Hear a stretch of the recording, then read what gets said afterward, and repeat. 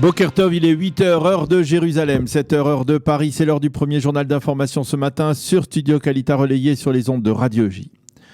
Tzahal enquête actuellement sur ce qui pourrait être une tentative d'attentat hier après-midi dans le village palestinien de Khawara, dans le nord de la Samarie. Selon des témoignages, un terroriste a pointé une arme en direction d'un véhicule israélien qui circulait sur l'axe central qui traverse le village. Le terroriste a tenté d'ouvrir le feu. Le passager israélien du véhicule l'a remarqué. Il l'a ensuite poursuivi. Il y aurait eu des coups de feu. On ne connaît pas l'issue de cette empoignade, mais en tout cas, il n'y a pas eu de blessés du côté israélien. De hauts responsables de l'autorité palestinienne émettent de très vives critiques envers la décision de Mahmoud Abbas de cesser la coopération sécuritaire avec les forces israéliennes. Ils affirment que cette décision a été prise précipitamment et qu'elle n'est pas réalisable. Nous sommes liés à Israël avec tellement de force qu'il nous est impossible de rompre ce lien, ont déclaré ces hauts responsables de l'autorité palestinienne. Sans coordination sécuritaire avec Israël, nous ne pourrons pas introduire la moindre aiguille dans les territoires et nous n'aurons même pas de lait, ont-ils affirmé. Le Premier ministre palestinien Mohamed Ashtayeh a tout de même donné l'ordre hier à ses ministres de mettre en application la décision de Mahmoud Abbas de suspendre tout contact avec Israël et avec les États-Unis. L'émissaire de l'ONU au Proche-Orient, Nikolai Medlanov, doit s'entretenir aujourd'hui avec Ashtayeh afin de mieux comprendre la nature d'une telle décision. Ceci étant, les pays européens qui sont membres du Conseil de sécurité ont lancé dans la nuit un appel très ferme à Israël afin qu'il suspende ses projets d'annexion unilatérale de la vallée du Jourdain et d'une partie des implantations.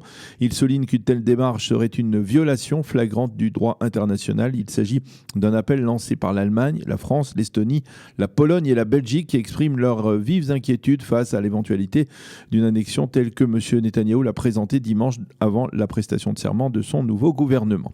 Ces pays ont annoncé qu'elles ne reconnaîtront pas le moindre changement des frontières de juin 67, à moins, ont-ils dit, que les Palestiniens et les Israéliens les acceptent d'un commun accord. Le guide suprême de la révolution iranienne, Ali Khamenei, a publié une caricature antisémite pro-nazie invoquant la solution finale contre l'État d'Israël. Cela a provoqué la colère de Benyamin Netanyahou, qui a affirmé que l'Iran se mettait en danger en persévérant sur cette voie.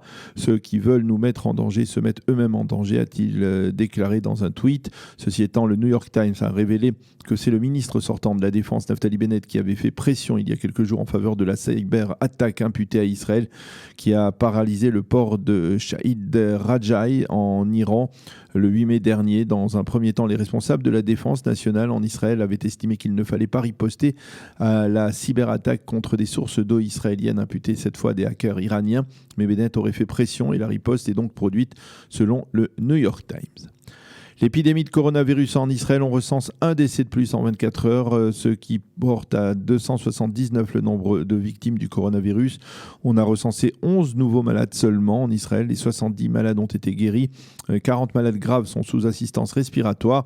On décompte environ 2800 malades en Israël. Hier, les premières synagogues ont rouvert conformément aux règles sanitaires d'espacement et c'est la semaine prochaine que les restaurants, bars et autres lieux de consommation et de distraction devraient rouvrir. Ceci étant, les Israéliens commencent à programmer leurs vacances et l'une des destinations qui pourrait être la plus prisée sera probablement les îles Seychelles. Les îles n'ont quasiment pas été touchées par l'épidémie et les autorités locales ont annoncé qu'elles ouvraient leurs splendides plages et leurs frontières uniquement aux touristes israéliens sans besoin de période de confinement.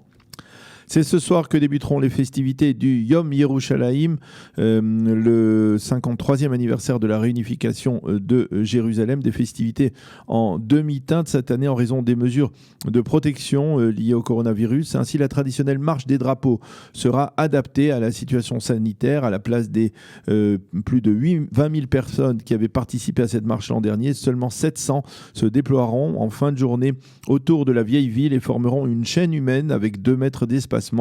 La cérémonie à la mémoire des milliers de juifs éthiopiens qui sont morts sur la route de Jérusalem se tiendra dans l'après-midi au Mont Herzl. La Knesset, elle, tiendra dans l'après-midi une séance extraordinaire en l'honneur de Jérusalem. Et dans les rues de la capitale, des spectacles ambulants se produiront sur les camions. La cérémonie officielle d'hommage aux combattants pour la libération de Jérusalem se tiendra ce soir à 21h sur le site de la colline des munitions. Et enfin, un peu plus tard, vers 22h, le Premier ministre Benyamin Netanyahou sera l'invité de la yeshiva de Merkaz Harav Kook. La météo pour terminer, la canicule est toujours présente. La chaleur sera légèrement moins suffocante sur le littoral, mais elle restera très forte à l'intérieur du pays. Soulagement tout de même, c'est demain que l'on devrait assister à une baisse sensible des températures et même peut-être à quelques pluies éparses. Il fera aujourd'hui 37 degrés à Jérusalem, 41 degrés à Tel Aviv et 43 degrés à Eilat. C'est la fin de ce premier journal d'information.